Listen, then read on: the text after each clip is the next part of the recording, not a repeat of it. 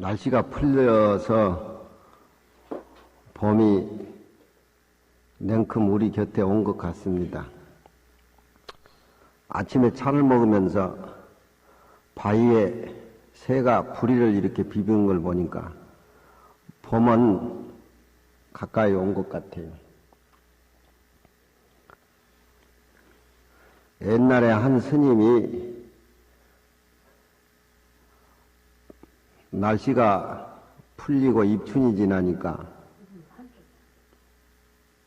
봄이 오는 것 같아서 봄을 찾으러 밖에 나갔어요. 장려다파 만중산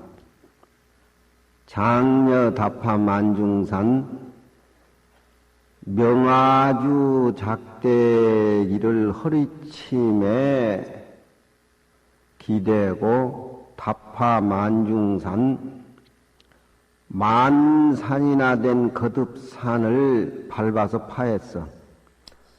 봄이 오기는 왔는데 눈으로 보이지 않으니까 그 봄을 보기 위해서 천산 만산 만수 천수 이골차기 저골차기를 다니면서 다파라 밟아서 파했다. 봄 찾으러 다녔다는 거예요. 피나는 노력을 했죠. 봄을 찾으려고. 종일 심춘 불견춘이라 아침에 차를 한 잔 먹고 봄을 찾기 위해서 이 계곡 저 계곡 건너고 이 산 저 산 만산 만수를 이렇게 오르다니고 계곡물을 건넸지만 종일 심춘 불견춘이라 종일토록 봄을 찾아도 불견춘이라 봄을 보지를 못했어. 무릎도 핥히고 영감이 넘어지기도 하고 고생이 많았죠. 봄을 못 찾았습니다. 포기를 하고 귀래지파 매초가 나니 돌아올 귀자 올래자 봄을 포기를 하고 자기 집에 자기 토굴에 스님 토굴에 와서 왜 봄이 분명 왔는데 봄이 오지 않았는가 의심이 나서 자기가 심어놓은 구석진 울타리에 매화나무 끝부분을 이렇게 잡아서 보니까 매초가 나니 춘제기두 20분이라 봄이 매화나무 끝부분에 이미 와서 매화의 송이를 터뜨린다. 금강경을 공부하면은 색깔이 여러 가지 색깔로 나오는데 봄의 색깔도 매화의 색깔이 있는가 하며 노란 진달래 색깔이 있는가 하며 하얀 백목련도 또 가지색 목련도 또 벚꽃도 봄의 색깔이 화려하지만 봄의 색깔이 진정 이러한 색깔이다 이렇게 하면 봄을 알지를 못하지요. 봄은 여러 색깔을 만들어내는 겁니다. 봄의 색깔이 이것이 하나다라고 고정을 지어버리면 봄을 모르는 겁니다. 봄은 희양찬란한 색깔을 만들어내놓은 그런 봄입니다. 근데 여기에서는 스님이 이렇게 지었지만 얼뜻 보기에 오도송 같아요.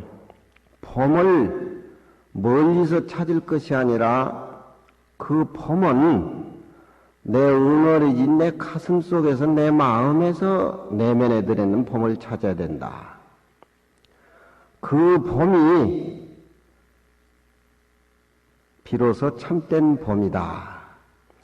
봄을 멀리서 찾을 것이 아니라 눈으로 보이는 매화 얘기를 했지만 우리가 고정적으로 이것이다 저것이다 내 것이다 남의 것이다 이 생각을 공부하면서 없애버릴 적에 비로소 봄이라는 싹시 내 마음속에 잉태가 돼서 화음의 세계를 등장시킨다.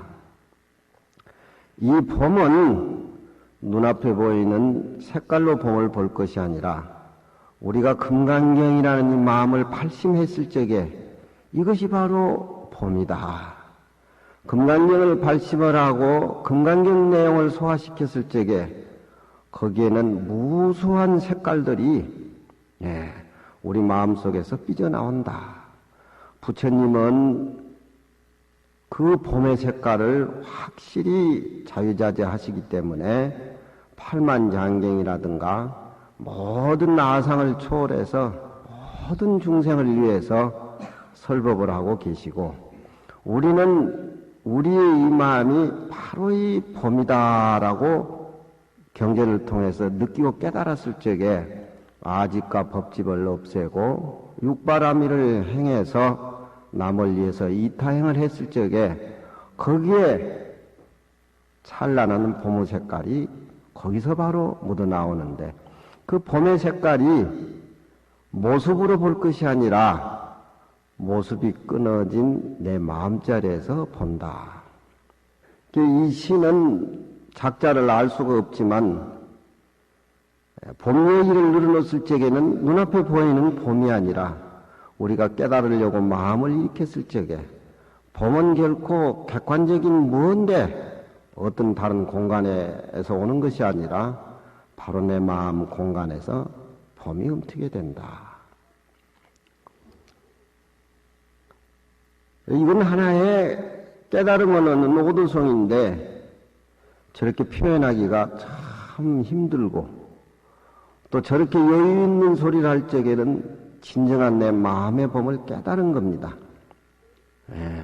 그래서 불교인은 항상 마음으로 발심을 해서 깨달음을 실천했을 적에 자기 어떤 아집을 벗어나서 모든 사람을 위해서 행동으로 옮겨질 적에 바로 비로소 봄이다. 세상 사람들은 출래의 불사춘이라 봄이 왔는데 봄 같지 않다, 그런 말을 통상적으로 얘기합니다. 그것은 자기 생활이 피곤하고 노곤하기 때문에 이렇게 꽃이 피고 아름다운 조물주가 형형색색으로 봄을 만들어 놨는데 자기 현실이 생활하고 괴리되니까 거기에서 진정한 봄을 느끼지 못하고 어떤 봄을 자기 어떤 그 얻지 못한 탐진치 욕심에 비유해가지고 이렇게 좋은 봄에 출래불사춘이라 봄이 와도 봄으로는 같지 않다. 대통령도 마찬가지고 국회의원도 마찬가지고 봄을 욕심으로 맞이할 것이 아니라 비어있는 원래 가지고 있는 자기 마음 공간에 느끼고 깨달았을 적에 바로서 그건 봄이 거기서 살아서 나오는 것이다. 그 봄의 색깔은 청황적백으로 휘황찬란하는데 보살의 마음에서 우러나는 봄의 색깔은 바로 멀리 있는 것이 아니라 바로 내 마음 가운데 이 가운데 있다. 불교인은 팔만장경이라든가 부처님 말씀이라든가 다 비유하는 어떤 형용사에 지나지 않습니다. 그 끊어진 그 자리는 바로 지적을 못하기 때문에 이것이다 저것이다 입이 부르트도록 얘기를 하지만 결국 이것이다 저것이다 걸리게 되면은 그 본 모습을 못 보는 겁니다. 그러니까 여기에도 걸려서도 안 되고 저기에서도 걸려서도 안 되고 이래도 안 되고 저래도 안 되고, 그렇지만 그 근본의 뿌리를, 봄의 뿌리를 이해하고 보면은 이래도 다 되고 저래도 다 되고 그 색깔이 묻어 나오는 겁니다. 우리가 마음으로 일어나는 번뇌망상이 거치장스럽고 내 자신이 거울을 봤을 적에 이렇게 탐진치에 오염이 돼서 다 썩었는가 이렇게 생각하는데, 그 생각을 느꼈을 적에 그 탐진치 속에는 신통 묘용과 방광이 거기서 봄의 어떤 꽃을 피기 위해서 걸음과 재료가 되는 겁니다. 이 시는 스님이 봄을 찾다가 봄을 못 찾고 토굴에 와서 보니까 자기가 심어놓은 울타리 가에 매화나무 가지가 이미 봄을 잉태하고 꽃망울 터뜨린다. 봄을 멀리 찾을 것이 아니라 울타리 옆에 매화나무 가지에서 찾아야 된다. 울타리 나무 매화 가지에서 찾을 것이 아니라 내가 서 있는 발 아래서 봄을 찾아야 된다. 그 봄이야말로 너무너무 소중한 것이다. 그런 의미를 지니고 있습니다. 봄이라는 색깔은 어떤 일정한 특정인이 소유한 것이 아닙니다. 삼라만상이 봄을 소유하는 겁니다. 부처님도 소유하고 우리 중생도 소유하고, 부처님은 깨달으면서 봄을 소유하기 때문에 아름다운 봄의 색깔을 만들어내지만 깨닫지 못한 중생의 봄의 색깔은 지저분하지요. 아주 지저분해요. 그래서 부처님은 진리라고 하는 것은 대상이 끊어진 자리, 청전법신의 본분 자리는 대상이 끊어진 자리, 그 자리이기 때문에 일찍이 부처님은 얻은 것도 없고, 또 부처님은 그 진리를 깨달아서 진리 얘기를 중생에게 한 번 얘기한 적도 없다. 이게 오늘 무득무설분의 핵심입니다. 불교를 믿게 되면은 첫째 내 마음에 비어있는 공간을 확보를 해서 우리가 그 비어있는 공간을 통해서 우리 마음에 비어있는 철저한 내면을 깨닫고 보면은 그 진리 자리는 대상이 아니고 소유가 아니고, 그러기 때문에 부처님이라도 그 진리를 깨달았다고 해서 자기 소유가 아닙니다. 이건 한누리 원흉법계이기 때문에, 그래서 부처님은 깨달았다고 하니까 어마어마한 진리를 깨달은까지 중생이 착각하지만 지극히 평범한 겁니다. 부처님이 49년 동안 설법을 했지만 그 진리는 설법되어지는 대상이 아닙니다. 중생이 가지고 있는 끊어진 세계. 어찌 봄의 색깔을 하얀 목련 색깔로 표현하겠습니까? 아니면 가지색 자주빛으로 봄을 대변해서 색깔하겠습니까? 봄 하면은 푸수한 아름다운 색깔이 봄 속에 다 갖춰져 있습니다. 그니 부처님 말씀 속에도 항상 부처님이 때에 따라서 시중으로 말씀을 하시지만 그 말에 걸리고 보면은 다 병이 생겨요. 금덩어리가 아무리 좋지만 눈에 들어가면은 눈병이 생기는 겁니다. 그러니 우리들이 불교 공부를 하는데 여기에 맥혀가지고서 이것이 최고의 진리다 이 얘기했을 적에 그 진리하고는 아무 관계없는 것들. 또 우리가 금강경에 무득무설분을 얘기하지만 우리가 원래 우리의 마음 속에는 번뇌망상이 없는 겁니다. 네. 번뇌망상이 원래 없어요. 번뇌망상이란 뿌리가 없는 겁니다.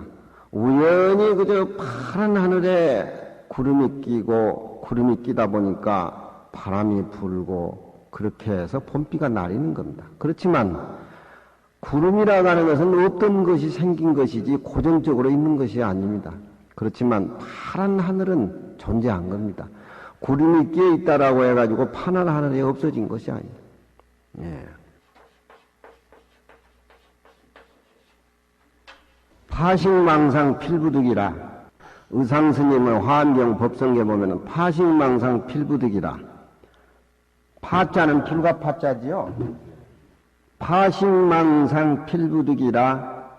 가히 파자는 그 표의 문자 중에서 한자가 두 뜻을 포함되어 있는 글자가 파자예요.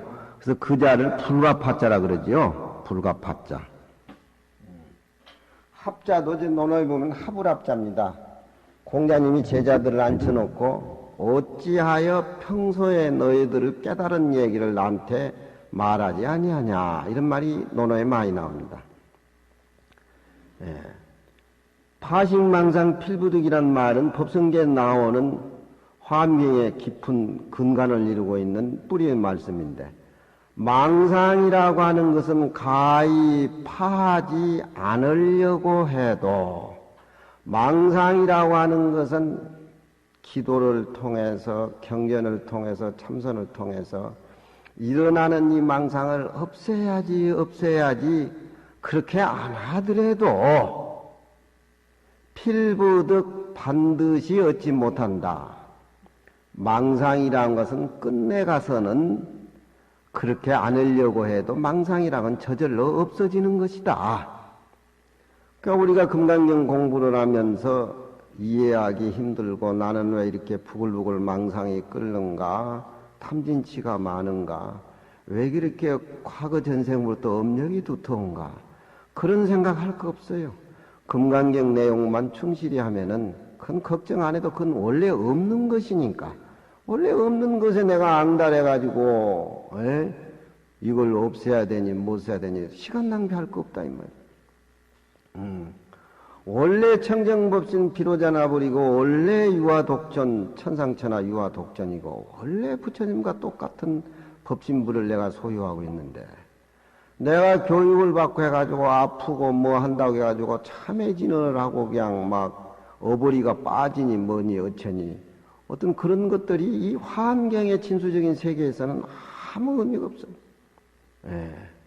그러니까 망상을 없애려고 하지 않아도 반드시 망상이라고 하는 것은 결국 저절로 없어지는 것이다. 가히 얻지 못한다는 말은 없애려고 하지 않아도 망상이라고 하는 것은 원래 없어지는 것이다.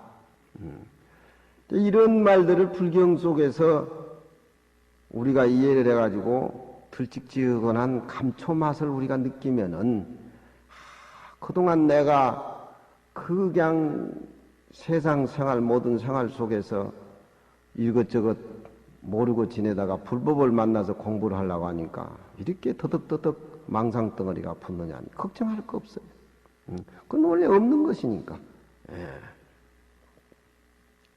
자식을 키우고 자식하고 대화를 나눠도 근본 자식하고 나하고 둘이 아닌 법성의 원륜 차원에서 불교인은 애를 보살피고 뭐하고 그래야지 자식이 못된 짓 한다 가지고 가서 다 해결하려고 쫓아다니면 자식은 그 붐에 타가지고 더 나쁜 짓을 열심히 해요.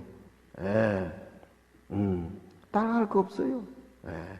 중도에 서가지고서 법성이 원륭한 연파만 자식에게 주면은 그건 저절로 자식이 그 연파에 받아서 좋은 길을 가게끔 돼 있어요. 원래 어머니가 가지고 있는 청정법신 비로자나불세계나 자식이 가지고 있는 것은 똑같기 때문에.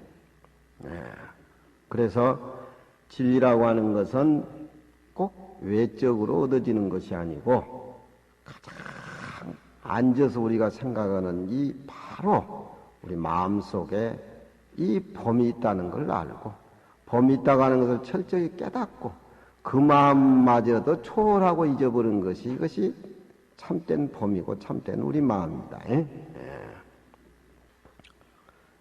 야부 스님 할 차례지요. 야부 한격언하니요 열즉언열이로다.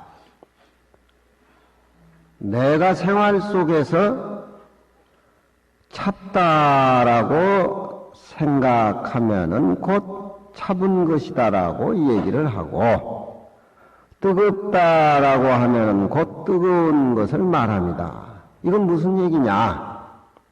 중생은 자기가 배운 진리에 대해서 자기가 배운 이론에 대해서 자기가 처해 있는 공간 시간 속에서 그 카테고리 안에 꼼짝 하지 못하고 벗어나지를 못하죠. 이건 배운 사람일수록 더해요. 근데 부처님 말씀은 추우면 춥다라고 얘기하고 더우면 덥다라고 얘기를 합니다. 그건 어디까지나 때에 맞춰서 그렇게 말씀을 하신 것이지 고정되어 있는 말씀을 하지 않는다. 우리 마음이라고 하는 것은 어떤 대방광이라는 우리 마음이라고 하는 것은 어떻게 그걸 표현할 수가 없다 이 말이에요. 그러니까 차가우면 차갑다라고 차가운 분위기에 맞게 얘기를 하고 더우면 덥다라고 그런 얘기를 때에 따라서 시중으로 할 뿐이다. 부처님 말씀은 고정적으로 꼭 이것이다 저것이다라고 하면은 부처님 말씀에 노예가 되고 부처님 말씀에 바로 내 생각이 집착이 오는 겁니다. 예.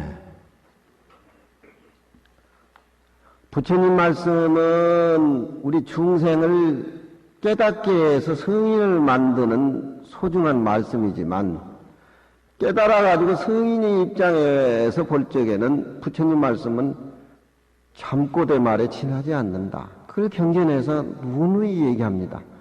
항상 우리는 부처님하고 나하고 동등한 입장에서 부처님에게 방편적으로 이 얘기를 들으면 부처님이 말씀하신 깊은 내용의 뜻을 알아서 방편을 내버려야 되지.